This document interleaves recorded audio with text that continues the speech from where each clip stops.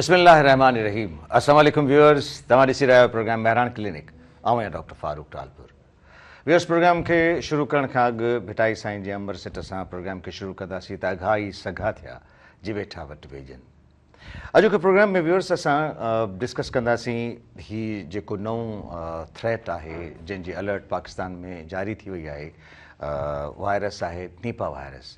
गो के कल्ह शायदि हिकिड़ो गोलमेज कॉन्फ्रेंस थी आहे आगा खान यूनिवर्सिटी में, जंहिंमें इहो चयो वियो आहे त फ़िलहालु एज़ सच पाकिस्तानी सिटीज़न्स खे को थ्रेट इन हवाले सां कोन्हे त को नीपा जो वायरस पाकिस्तान में पहुची चुको आहे। हाणे नीपा वायरस जेको नओं थ्रेट आहे पूरी दुनिया जे लाइ, उन नीपा वायरस खे इहो ॾिसणो आहे त इहो वायरस छा हाणे इंसिडेंस इन जो थियो आहे या इहो इंसिडेंस पहिरीं बि दुनिया में थी चुको आहे, नंबर 1। नंबर 2, हिन खां पहिरीं जेको कुझु साल पहिरीं 5-6 साल पहिरीं जेको असां वटि कोविड जो वायरस आयो हो, उहो वायरस ऐं हिन वायरस में कहिड़ो फ़र्क़ु आहे, नंबर 2। नंबर 3, हिन जे वायरस जे पखिड़िजण जा तरीक़ेकार कहिड़ा आहिनि, कीअं हीउ वायरस पखिड़िजे थो, आया हिकिड़े इंसान खे जेकॾहिं इहो वायरस लॻी थो वञे त ॿिया उन जे इर्द गिर्द रहण वारा उन खां केतिरे हद ताईं मुतासिर थी सघनि था। नंबर 2, हीउ वायरस जिस्म जे कहिड़नि उज़वनि खे मुतासिर करे थो ऐं इन जा कॉम्प्लिकेशन्स कहिड़ा आहिनि। नंबर 5, त हिन जी वैक्सीन ज़ाहिर आहे त हिन वक़्तु आहे कान, उन जी वैक्सीन जे लाइ दुनिया हिन वक़्तु कहिड़े क़िस्म जा एफर्ट्स वठी रही आहे, उन खे बि ॾिसंदासीं।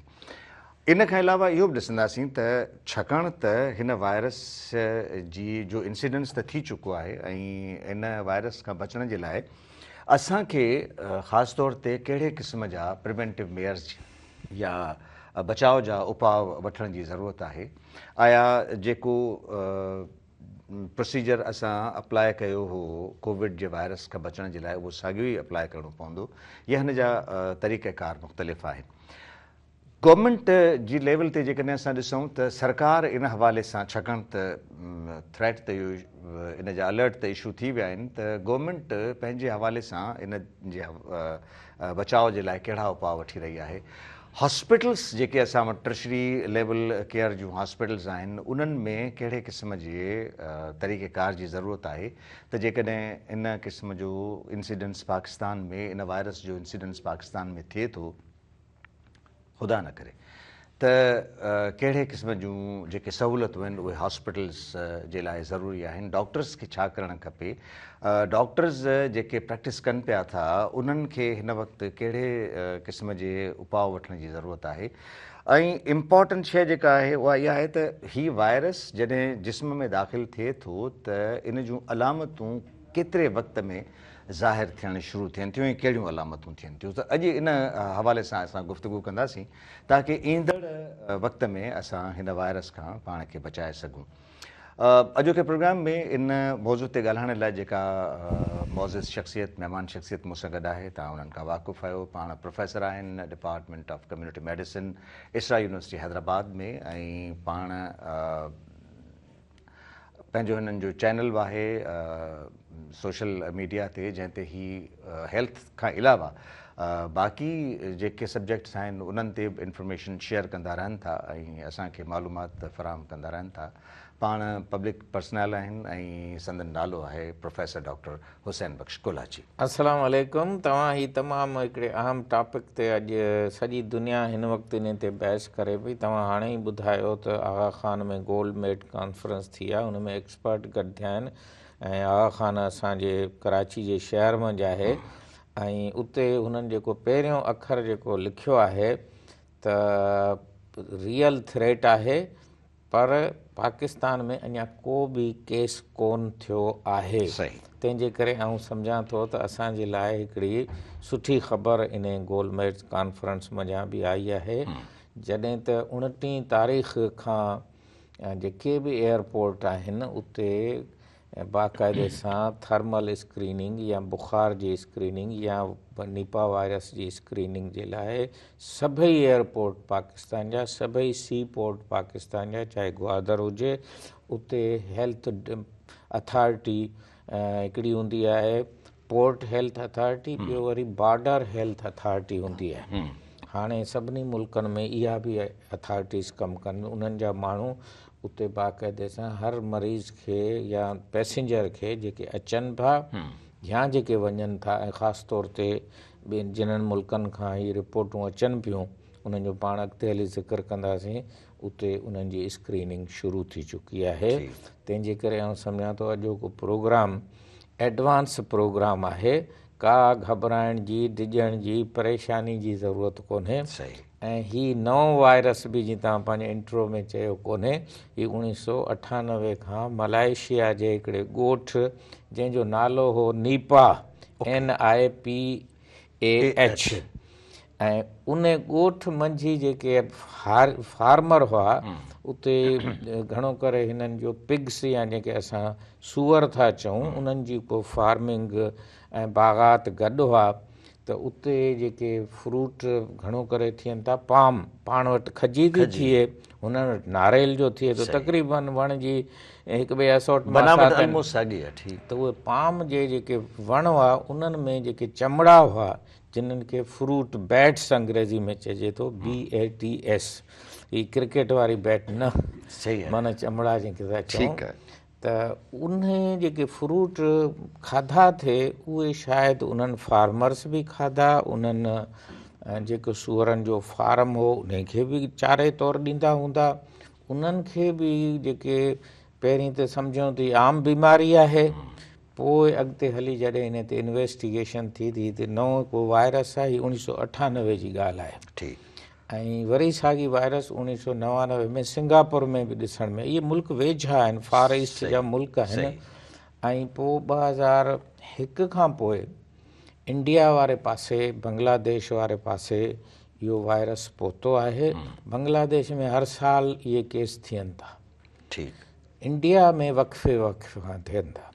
ॿई मुल्क पाड़ेसरी आहिनि असांजा, पाकिस्तान इन्हनि जा बॉर्डर इंडिया सां असांजो मिले थो, बंगाल जो वरी इंडिया सां मिले थो। तंहिंजे करे जेको WHO आहे उन जनवरी जे आख़िर में बाक़ाइदे हिकिड़ी अलर्ट जारी कयो आहे त नीपा वायरस जेको आहे सो दुनिया में पखिड़े पियो।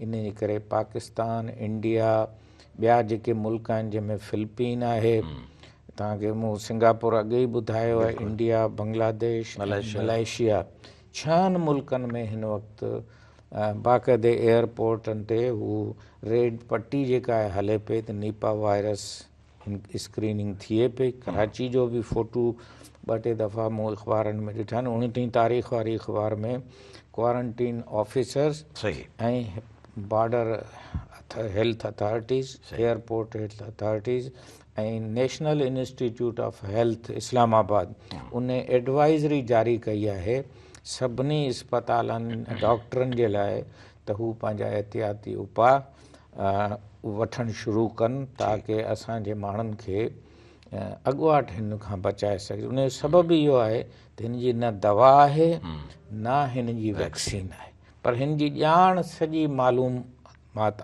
आहे। सो उन ते असां वरी वधीक तव्हां सां रोशनी विझंदासीं। मूंखे इहो ॿुधायो डॉक्टर कोलाची त ही ॾिसो अञा ताईं मतिलबु हिन दुनिया में हेल्थ जे हवाले सां अनडिस्कवर्ड थ्रेट्स असां वटि मौजूदु आहिनि जेके आहिस्ते आहिस्ते ज़ाहिर थियनि था पिया। हीउ जेको थ्रेट आयो आहे नीपा वायरस जो, इहो छा एॾो ख़तरनाक आहे जो एतिरो जल्दी पखिड़जंदो, या हिन जा कुझु जेके अलामतूं आहिनि उहे एॾियूं ख़तरनाक आहिनि जो माण्हू जेकॾहिं इहो वायरस लॻे थो त मौत ॾांहुं हलियो वञे? पहिरीं ॻाल्हि आहे त पाकिस्तान में त अञा ताईं अलाह साईं ख़ैरु कयो आहे, अॼोके ॾींहं ताईं को बि केस जेको सो कोन्हे। पर असां छाकाणि गरम मुल्कनि में रहूं था, मलेशिया, इंडिया, पाकिस्तान, जंहिंखे असां ट्रॉपिकल कंट्रीज़ चऊं था, असांजूं मौसमूं, असांजा माण्हू, असांजा फसल साॻी नमूने सां असां वटि खजनि जो, नारेल जो, तव्हां ॾिसो असांजो जेको कोस्टल बेल्ट आहे, हीअ आहे, उहो सभु हिते आहे। इन जे करे असांखे बिल्कुलु जॾहिं बि को इहो इंडिया बांग्लादेश में रिपोर्ट थिए थो त असां वटि हिकिड़ो अलर्ट पहुचे थो। पर हिन वक़्तु छाकाणि 6 मुल्कनि में हीउ मौजूदु आहे त 6 मुल्क कोई थोरा मुल्क त कोन्हे, ऐं फिलिपीन, मलेशिया, बांग्लादेश, इंडिया ऐं उन जे विच जा मुल्क जेके आहिनि, अॼुकल्ह जी जेका जहाज़नि जी अचु वञु आहे, एयरपोर्ट ते, सी पोर्टनि ते जेके सामान लहनि था, दुनिया हींअर ग्लोबल विलेज आहे। तंहिंजे करे अॻियनि सालनि खां हिन वक़्तु हर मुल्क अलर्ट आहे ऐं पाकिस्तान बि इहो चङो कयो आहे त हुन जेको एयरपोर्ट ते स्क्रीनिंग जेका आहे असां शुरू करे छॾी आहे। हिन जो मेन सिम्पटम बुखार ऐं मथे जो सूरु ऐं उन खां सवाइ बदन में सूरु ऐं पोइ वरी कुझु न्यूरोलॉजिकल या ज़हनी, जीअं माण्हू खे झटका अचणु शुरू थी वञनि या माण्हू बिल्कुलु ई मथो फिरणु लॻी वञे हलियो या किरी पवे, अहिड़े क़िस्म जो हिन जा जेके आहिनि से सिम्पटम आहिनि। पर बुखार लीडिंग सिम्पटम आहे, ज़ुकाम वांगुरु या फ्लू वांगुरु नक मञा पाणी अचणु उहो बि आहे, मथे जो सूरु आहे। इहे अहिड़ियूं आम बीमारियूं आहिनि जो हर मरीज़ हर सां लाॻु, चाहे मलेरिया हुजे चाहे कहिड़ियूं बि हुजनि।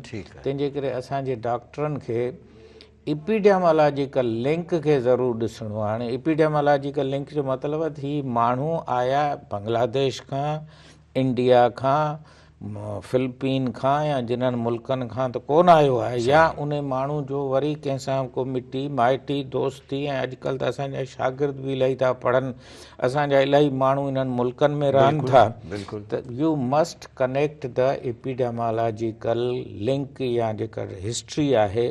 पोइ जेकॾहिं इहे शयूं आहिनि त पोइ असांखे इन जो तकिड़ो जेको आहे सो तदारुक करणो पवंदो। ऐं हिन वायरस खे जेॾीमहिल बि को सैंपल या टेस्ट जे लाइ वठी वञिणो पवंदो तॾहिं बि असांखे बायो सेफ्टी तमामु घणी रखणी पवंदी। उन जो ब्लड कढणु वक़्तु, उन जे ब्लड खे मोकिलणु वक़्तु भी तक़रीबन 3 तहनि में असांखे उन सैंपल खे वेढ़णो पवंदो ताकी उहो लेबॉरेटरी में पहुचे, ॿिए कंहिंखे नुक़सानु न ॾिए। ऐं उन जो हिकिड़ो सबबु डिॼण जो इहो बि आहे, जीअं तव्हां ॿुधायो त वैक्सीन कोन्हे, का ख़ासि दवा कोन्हे, ऐं कोविड खां ई इन जे करे मुख़्तलिफ़ आहे, जंहिंजो हिकिड़ो घणो अॻे बि तव्हां सां जॾहिं थियो आहे त असां वटि हिकिड़ो R0 आहे, एपिडेमियोलॉजिकल हिकिड़ो इंडिकेटर आहे। R0 जेको कोविड जो हो उहो तक़रीबन 3 हो, 3 हो। हिन जो R0 0.3 जे बराबरि आहे, यानी हिन जी स्पीड ईअं सम्झो त हू जेकॾहिं 3 किलोमीटर जी स्पीड सां वियो पिए त ही 1 किलोमीटर करण में बि हिनखे टाइम लॻंदो। तंहिंजे करे R0 of the Nipah virus is very low. तंहिंजे करे असांखे इन जो एतिरो ख़ौफ़ कोन्हे त हीउ को ॿियो असां वटि कोविड अची वेंदो हलियो, छाकाणि हिन जी मॉर्टेलिटी कोविड जी 3% हुई या अञा बि घटि हुई, जेके बि थियो थिए। हिन जी 75% आहे, 40 खां वठी। इन जो मतिलबु आहे ख़ुदा न ख़ास्ता जेकॾहिं इहो वायरस फैलिजे थो, मिसाल तौरु हींअर इंडिया में आहे, केरला स्टेट ऐं वेस्ट बंगाल में आहे, कलकत्ता ऐं इहे शहर वेझा आहिनि, त 75% अगरि कलकत्ते जो शहर वायरस में हलियो वञे त बाक़ी छा बचंदो। तंहिंजे करे हिन जो जेको थ्रेट WHO खे इक्वल टू कोविड लॻे थो, not spread but the mortality is high. यानी हिकु दफ़ा थियो त उन माण्हू जे बचण जा चांस। हिन वक़्तु बि 2 नर्सनि खे थियो आहे वेस्ट बंगाल में, हिकिड़ी वेंटिलेटर ते आहे, हिकिड़ी कुझु रिकवर करे चुकी आहे। ठीकु, हाणे मूंखे नंढड़ी हिकिड़ी ब्रेक लाइ चयो पियो वञे। ब्रेक खां वापसि मोटंदासीं त हिकिड़ो त इहो ॾिसंदासीं त हिन वक़्तु हिन जी जेका स्प्रेड आहे उहा केतिरी आहे, नंबर 1। नंबर 2, हिन मां मॉर्टेलिटी अञा थी आहे या अञा सच को अहिड़ो पेशेंट जंहिंखे इहो वायरस थियो आहे उहो मौत न वञी सघियो आहे। व्यूअर्स, प्रोग्राम में नंढड़ी साई खां पोइ जल्दी था मोटूं, असां सां गॾु रहिजो।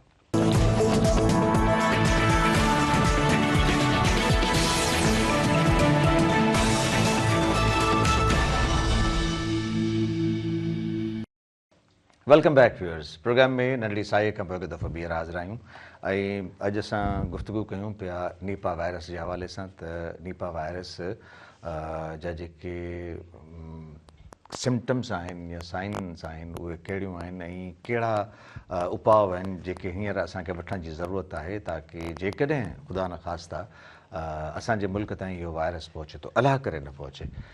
जेकॾहिं पहुचे थो त असांखे कहिड़ा प्रिवेंटिव मेयर्स वठण जी ज़रूरत आहे, कहिड़ा बचाव जा उपाउ आहिनि जेके असां इन वक़्त खां वठी वठणु शुरू कयूं त जेकॾहिं इहो वायरस ख़ुदा न ख़ास्ता पाकिस्तान में पहुची बि वञे त असां इन वायरस खां महफ़ूज़ हुजूं। छाकाणि त जीअं गुफ़्तगू में डॉक्टर कुलाची साहब ॿुधायो त ही वायरस जो जेको फैलाव आहे उन जो फैलाव एतिरो तेज़ कोन्हे, पर जेकॾहिं इहो वायरस लॻी थो वञे त इन जे मौत जी शरह कोविड खां कई गुणा वधीक आहे। यानी जेकॾहिं कोविड जी जाइ ते जेकॾहिं कंहिं मरीज़ खे इहो कोविड जी बीमारी या वायरस लॻो पिए त उन जे बचण जा इलाही सारा चांस हुआ, बल्कि जेकॾहिं हिन जा आहिनि त हिन में बचाव जा जेके चांसिस आहिनि उहे तमामु घटि आहिनि। सो असांखे हिन वक़्तु जेतिरो बि थी सघे ओतिरो बहितर खां बहितर उपाउ वठण जी ज़रूरत आहे।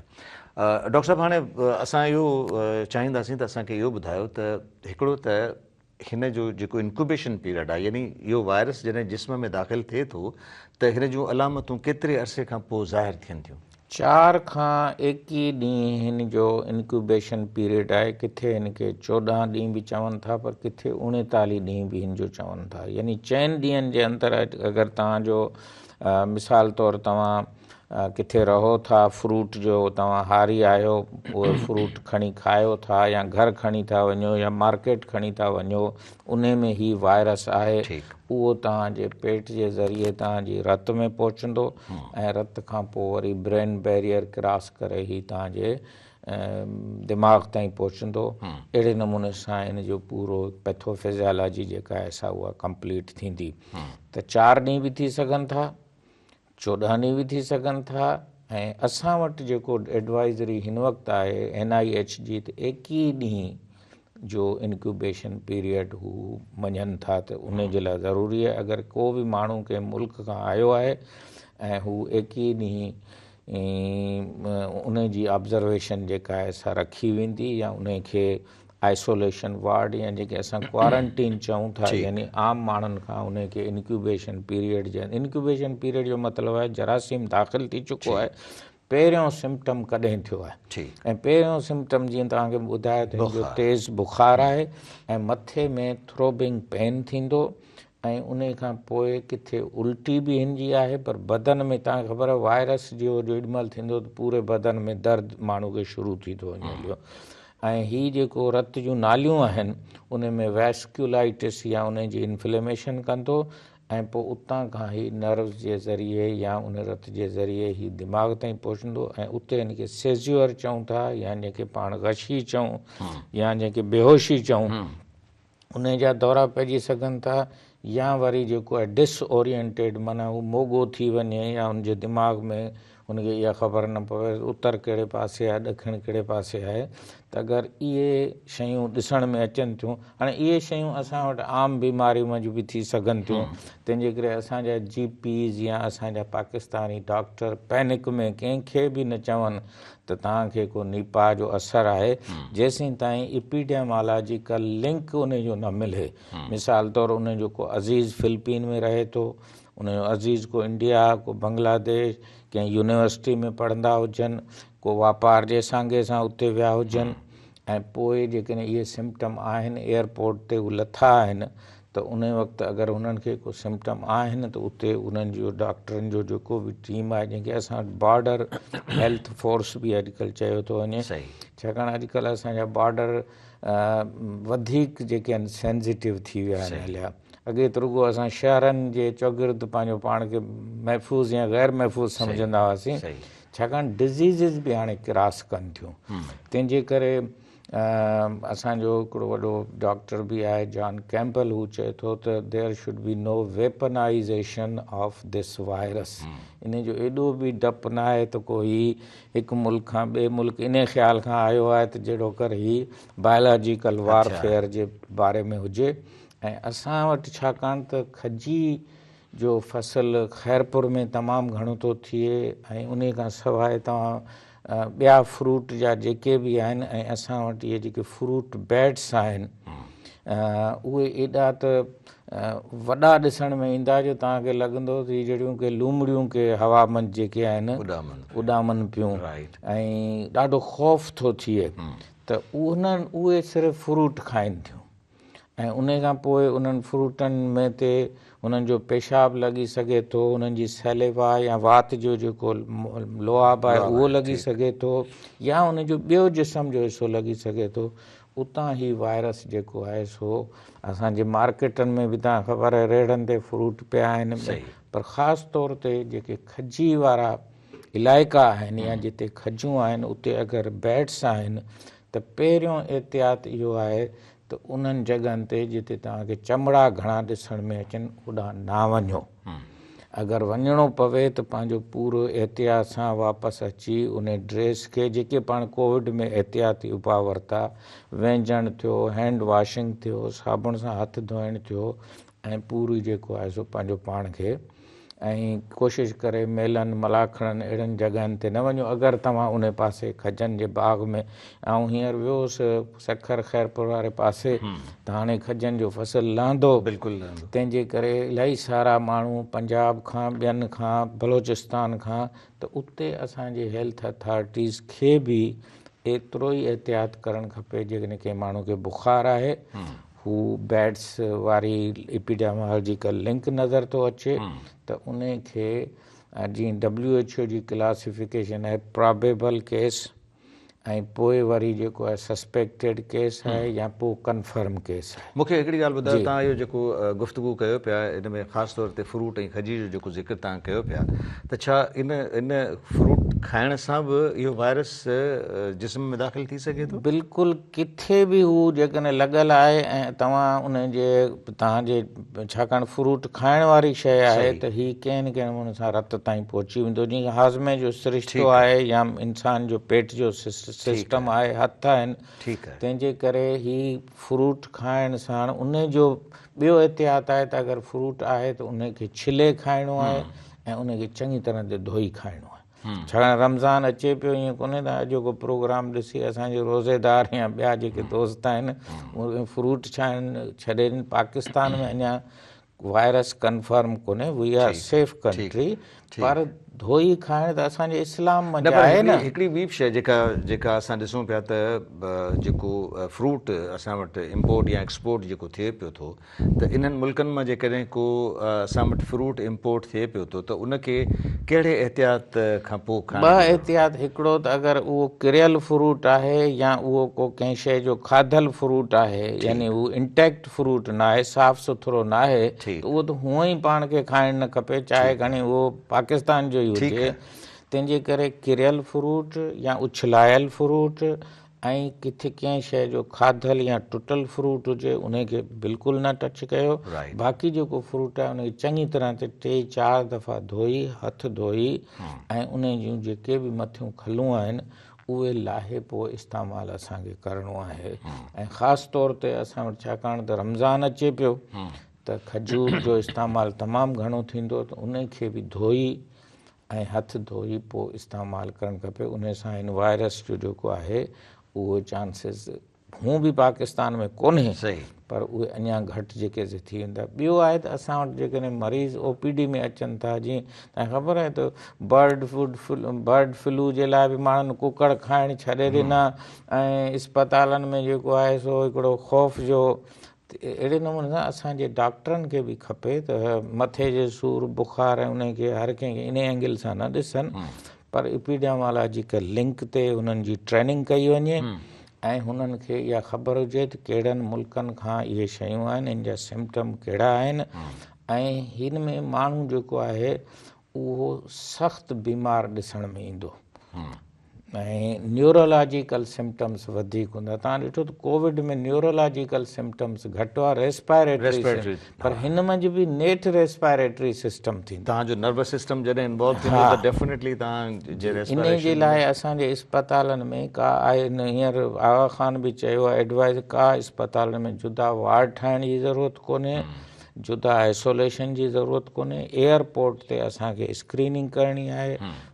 फ्रूट फार्म जिते जिते बि आहिनि, चाहे उहे खजी जा हुजनि, चाहे उहे अंबनि जा हुजनि, चाहे ॿेरनि जा हुजनि, चाहे कहिड़े क़िस्म जो बि फ्रूट आहे, ऐं चमड़ा ॾिसण में था अचनि। त अॼुकल्ह त असां वटि मोबाइल फ़ोनूं बि आहिनि, त जेकॾहिं उन्हनि जा फ़ोटू कढी DHO खे असांजे हेल्थ डिपार्टमेंट इवन अख़बारनि खे बि जेकॾहिं ॾींदा त ख़बर पवंदी त हिते चमड़नि जो जेकॾहिं वधीक आहे त उते जे इस्पतालनि खे उहे चार्ट, उहे मालूमात उहा बि ॾिजे। हिन मंझि बि कंहिं भाॼी या कंहिं सब्ज़ी में इन जे हुजण जा ॾिसो, फ्रूट बैट्स आहिनि, उहे सब्ज़ी त खाईंदा कोन, ठीकु, उहे खाईंदा इहे मेवा। ठीकु। पर हाणे असां वटि तव्हांजो मिसाल तौरु टमाटो आहे, इन जी अञा ताईं ख़बर कोन्हे त इहो फ्रूट आहे या इहो सब्ज़ी आहे। अहिड़े नमूने सां असां वटि जेके बि इहे गजरूं आहिनि या ॿिया सलाद जूं शयूं आहिनि, इहे त तंहिंजे करे एहतियात जंहिंखे असां इन्फेक्शन कंट्रोल,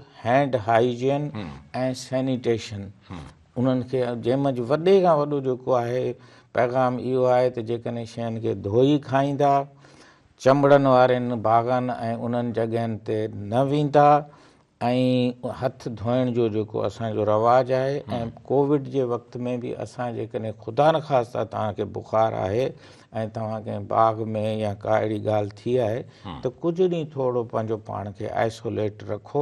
जंहिंजो हिकिड़ो मिसाल असां वटि हिकिड़ो अचे थो, हिकिड़ी नर्स आहे जंहिंजो नालो लैनी हो, ऐं उन खे उहो जॾहिं ख़बर पई थी मरीज़ जंहिंजो मूं इलाजु कयो आहे या उन जी तीमादारी कई आहे, उनखे जॾहिं डायग्नोज़ थियो निपा वायरस, ऐं पोइ कुझु ॾींहंनि खां पोइ हुनखे बि बुख़ारु थियो, त हुन पंहिंजे घर ॿारनि खे नियापो मोकिलियो, मुड़ुस खे नियापो मोकिलियो ऐं डॉक्टरनि खे नियापो मोकिलियो त मूंखे तव्हां हिकिड़े पासे इस्पताल में रखो, मूं वटि केर बि न अचे। ऐं आख़िर में हुन हिकिड़ो ख़तु छॾियो, जॾहिं सफ़ा हुन वायरस जो हुन ते अटैक घणो थी वियो हलियो ऐं बची न सघी, उन में हुन इहो लिखियो त I am on the way, please take care of you and your people. Good. त उहो ख़तु हिन वक़्तु बि WHO जे रिकॉर्ड ते आहे।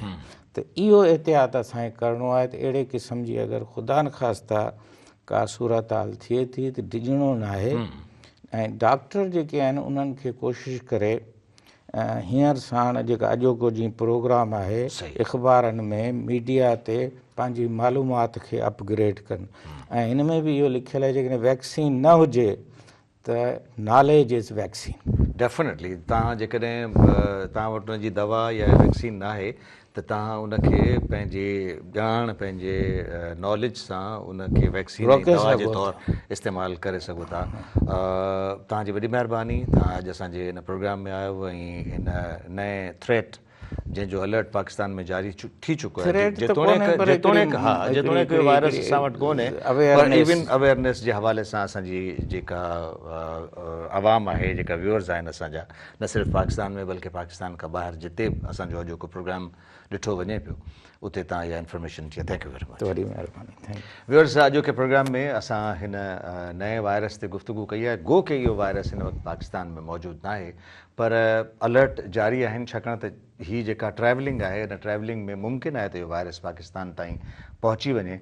ऐं वैक्सीन न हुजण ऐं दवा जे न हुजण जे करे जेकॾहिं असां प्रिवेंटिव मेयर्स वठी हिन खां बचण जी कोशिशि कंदासीं त असां हिन ईंदड़ जेको ख़तरनाक वायरस आहे उनखां पंहिंजो पाण खे, पंहिंजे सॼे मुल्क जे माण्हुनि खे, बल्कि पूरी दुनिया जे माण्हुनि खे हिन इंफॉर्मेशन, हिन ॼाण ऐं हिन जेका असां गुफ़्तगू कई आहे उन गुफ़्तगू जी मदद सां पंहिंजो पाण खे ऐं सॼी दुनिया जे माण्हुनि खे हिन वैक्सीन खां, हिन वायरस खां बचाए सघूं था। ईंदड़ प्रोग्राम ताईं इजाज़त। अल्लाह भाई।